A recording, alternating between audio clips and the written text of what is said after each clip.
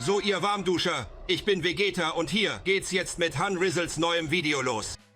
Alrighty, dann liebe Leute, und damit herzlich willkommen zu einer neuen Folge Shakes Fit. Im Hintergrund seht ihr Tag 1 auf EOS 16. Ich habe große Tränke erblättert und ja, die sind relativ zeitnah gekommen. Mit Level 34 bin ich auch schon an Tag 1 einfach etwas weiter gewesen als sonst.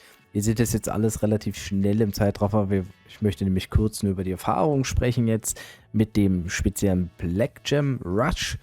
Und dann wollen wir uns auch nochmal die Ehrenhalle am Ende des ersten Tages angucken und schauen, wie sich das Ganze verhält. Ja, mit den besseren Tränken und fehlenden Edelsteinen auf manchen Slots kann man hier natürlich noch weitergehen in den Dungeons. Ich habe zwischendurch immer ein bisschen auf die Wahrscheinlichkeiten geguckt und gemerkt, okay, der Demon, der geht mit 0,7%. Und die Black Gems, ja, oder dieses Black Gem Event mit Festungsevent ist insofern sehr, sehr praktisch, da man natürlich viele, viele Steine skippt normalerweise, die man gar nicht braucht. Ja, wenn man also alle 5 Main-Stats finden kann, findet man oft auch die man halt nicht haben will. Und sozusagen ist dieses Event deutlich effizienter, weil wir kriegen große schwarze Steine und müssen keine weggeben. Also es ist deutlich günstiger.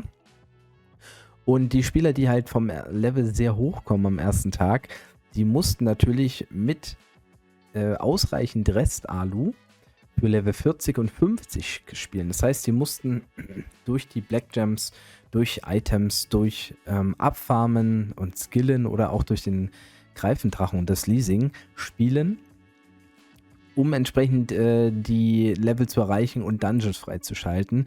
Und mit Level 50 natürlich etwas im Verbund das Epic-Event nutzen. Ja, wir werden, wie gesagt, gleich mal in die Ehrenhalle reinschauen.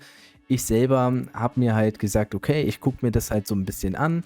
Ich habe Potenzial, hier auch noch weiter zu gehen. Man müsste aber eben Schuhe und Waffe vor allen Dingen ändern. Die Waffe ist immer sehr wichtig. Und ja, bei so einem Level 36 zum Beispiel, man sieht oft Waffen mit Durchschnittsschaden 70. Ja, da geht halt auch hin und wieder mal eine Waffe auf Pan 80. Ja, jetzt habe ich mir gesagt, okay, das ist erstmal in Ordnung. Ich setze alles mit schwarzen Steinen an. Wie gesagt, hier direkt sehr effizient. Man muss nicht so viel Gold ausgeben für sinnlose Steinsuchen. Es ist auch nicht so RNG-abhängig. Also einfach ein bisschen einfacher und ein bisschen kalkulierbarer. Und das Ganze über SF-Game-Tools natürlich dann immer eingegeben, die Werte frisch und munter dabei gehabt, um rauszufinden, okay, wie hoch sind die Chancen. Der Bad Bandit, der ist auf jeden Fall möglich gewesen, ohne relativ große Probleme zu haben.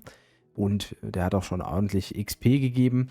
Jetzt sind diese beiden Dungeons noch offen und die muss man schlagen. Die muss man jetzt definitiv schlagen. Man muss gefühlt fast alle Dungeons schlagen, dass man keinen mehr offen hat, um dann weiterzukommen. Und das ist ohne den Black Gem Event wahrscheinlich ein bisschen schwieriger. Aber mit dem Black Gem Event habe ich mir jetzt auch gedacht, naja, ich glaube, ich will das jetzt nicht mehr probieren. Zumal man auch sagen muss, den Tag über konnte man schon gut abfarmen. Ich war da gut unterwegs. Man muss da viel Zeit investieren. Und gerade in der letzten Stunde hatte ich nicht mehr wirklich viel Zeit zu spielen. Also wollte ich eher mein Daily Stuff dann machen. Und ja, im Endeffekt werde ich am Ende des Tages, ich habe noch ein bisschen Rest-Alu und eben, ja, über das Glücksrad wollte ich noch mal schauen, wie viel XP es dort gibt, wie es da aussieht mit dem Level-Up. Aber das Verhältnis ist da auch nicht so geil. Kurzum, ich habe es dann nicht über die Kante gebunden. Also Level 37 am Ende 38 nach Tag 1 ist mein Rekord und da bin ich sehr zufrieden. Mehr wäre drin gewesen. Man sieht jetzt in der Ehrenhalle Level 69 dominiert die Ehrenhalle komplett. Ja, das ist jetzt hier Stand 0 Uhr, also der zweite Tag beginnt jetzt gerade. Das heißt, die Spieler könnten auch Level machen. Wir haben Spieler von den Gem Miners, wir haben Spieler von der Gilde Pureform dabei und auch zum Teil Spieler aus anderen Gilden. Einige Namen sind auch bekannt. Einige Creators haben auch dieses Level geschafft, obwohl die nicht beim Avatar Race mitmachen.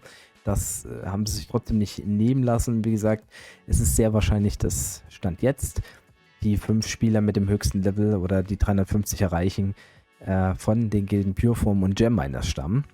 Also, und es ist im Prinzip ein bisschen, ja, es sind mehr Leute, die am Tag 1 sehr krass gelevelt haben, als ich erwartet hätte.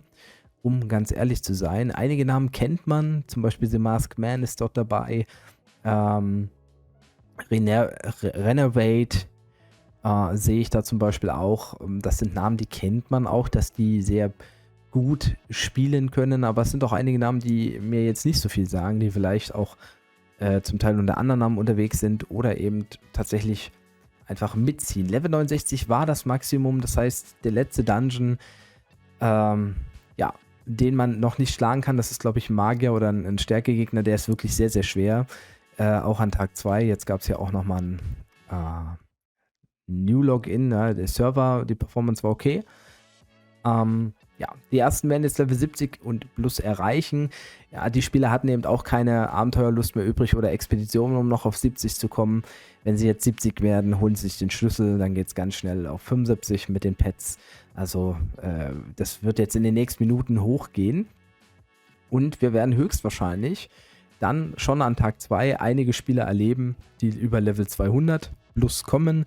Es ist auf jeden Fall ein Vorteil, wenn man 350 als erstes erreichen will, das an Level 2 oder an Tag 2 zu schaffen.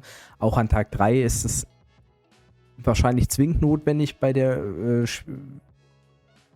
hohen Zahl an Spielern. Also ich bin gespannt, ob alle die jetzt 69 sind, nach Tag 2 schon über 200 im Level stehen. Das wäre ziemlich krass. Das hätte ich dann so nicht erwartet.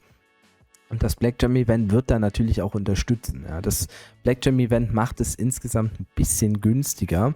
Und wenn halt alle in der Gilde mitziehen und die Hall of Night hochpushen, dann haben die schwarzen Steine natürlich auch die bestmöglichen Werte. Und da, wie gesagt, haben die Gem Miners anscheinend auch den Vorteil. Also das wird man sehen. Wir sehen auch viele verschiedene Klassen, auch Druiden zum Beispiel, Assassinen, die eigentlich ein bisschen teurer sind, natürlich Demon Hunter, viele Necromancer, gar nicht so viele Berserker, aber ein paar sind auch dabei, Kundschafter natürlich. Es ist spannend, wir sehen aber auch Magier, zum Beispiel Raiden, der auch sehr bekannter Nick ist.